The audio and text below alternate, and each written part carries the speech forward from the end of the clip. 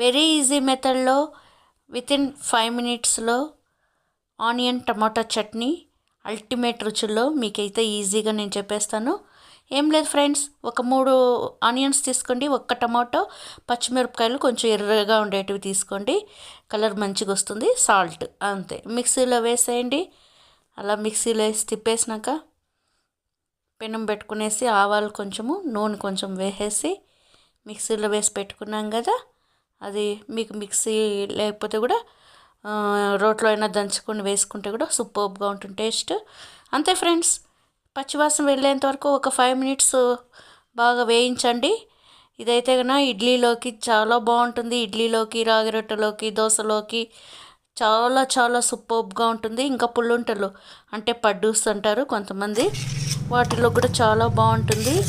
అలా అద్దుకొని తింటే ఎంత సూపర్గా ఉంటుందో మీరు కూడా ఈజీ మెథడ్లో ట్రై చేసుకోండి. అంతే ఫ్రెండ్స్, బాయ్.